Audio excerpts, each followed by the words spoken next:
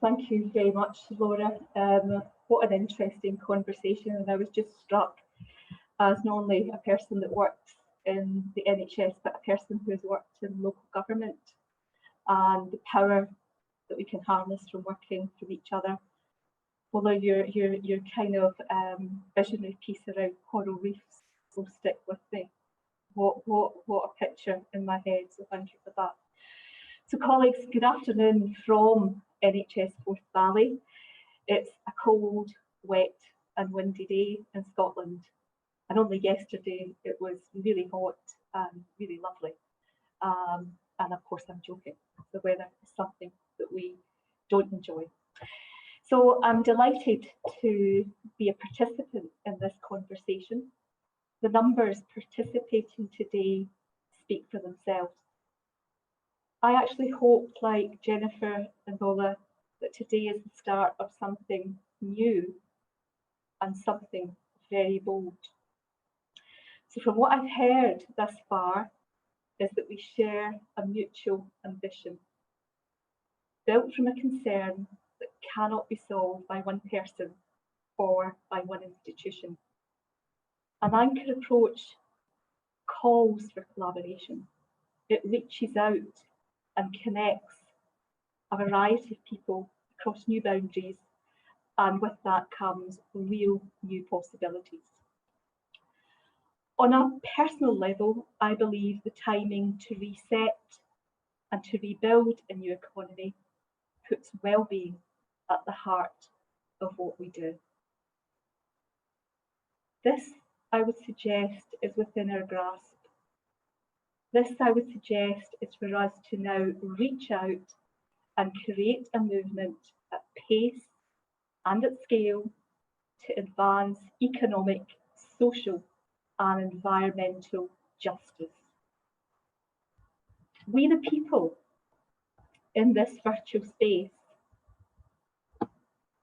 excuse me, have the resources and the levers to think how we work with local people and local communities to build better, fairer and greener, viable and vibrant local economies where people can flourish and prosper.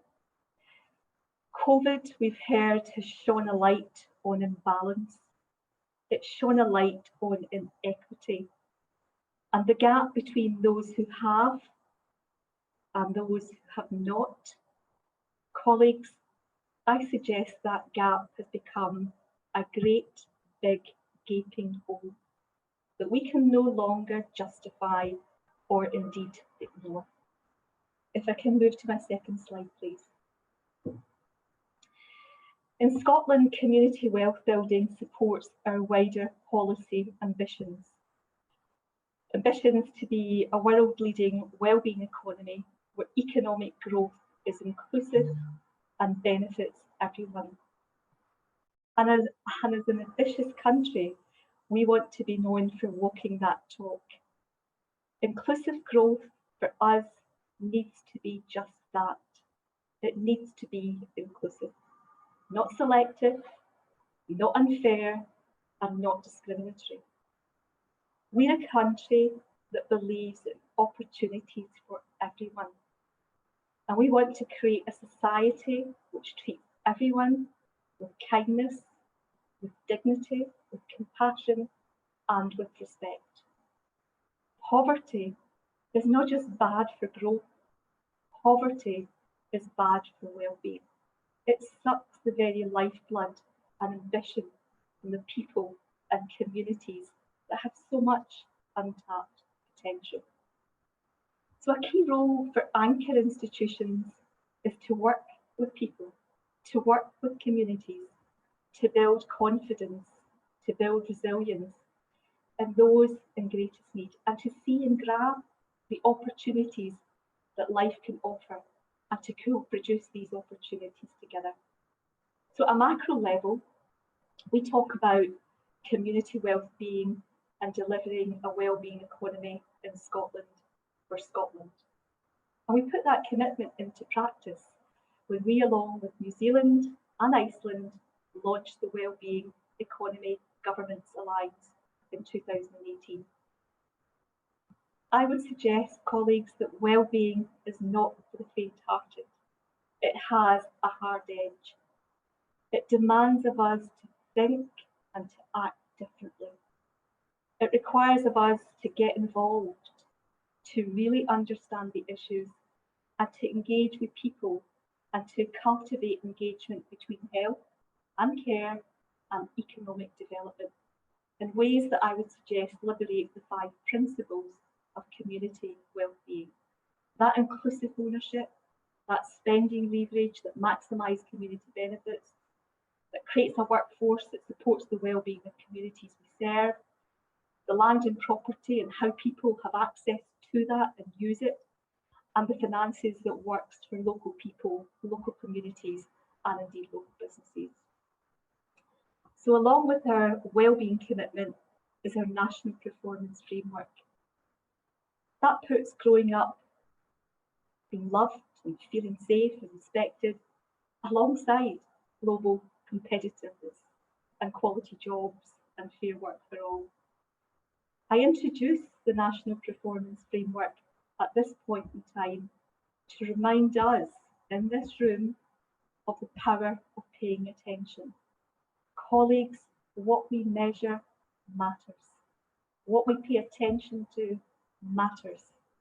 I believe that anchor organisations and what they can deliver matter. Slide 3, please. So, to give you some context about where I work, if we could move to slide 3, please. So, in that context, I hope to share some local examples to give you a flavour of what we're doing here in Forth Valley. And indeed, colleagues, if I had time, I would showcase the wonderful things that you're doing and the wonderful things that people are doing in Scotland. Scotland has 14 regional health boards and 7 special health boards. I work, as I said earlier, as the Chief Executive in NHS Forth Valley. It's a board that serves a population of just under 300,000 people. It's got an annual budget of about 570 million and it employs around 8,000 staff. Our acute hospital is supported by a network of community hospitals and has something like 56 health centres. As a health board, we play a key role in the delivery of the Scottish Government's programme for government. Community wellbeing forms a central theme of this programme, and our national performance framework has a mission to create new jobs, good jobs, green jobs. Community wellbeing supports our wider policy ambitions that brings together a wellbeing economy and inclusive growth. Next slide, please. So at a local level here in NHS Forth Valley, we are absolutely passionate, enthusiastic, committed to using our anchor advantage. Our story is not unique, not dissimilar to many, but it goes beyond public health and it invites all the directorates in a health board. It invites all the departments and local authority. It invites the third sector, the local businesses, to come together to embrace the 5 principal pillars of community wellbeing. And it invites us to think differently together about how we can achieve them in ways that maximise the benefits offered to our local communities. Colleague, COVID has created a burning platform, but it's a platform that invites action and offers opportunities for people, for communities and organisations to come together, to act together and to innovate together. In Scotland, and forgive me, I don't know what the comparison would be in the rest of the UK, but in Scotland and in the Forth Valley, we have got what we call community planning partners.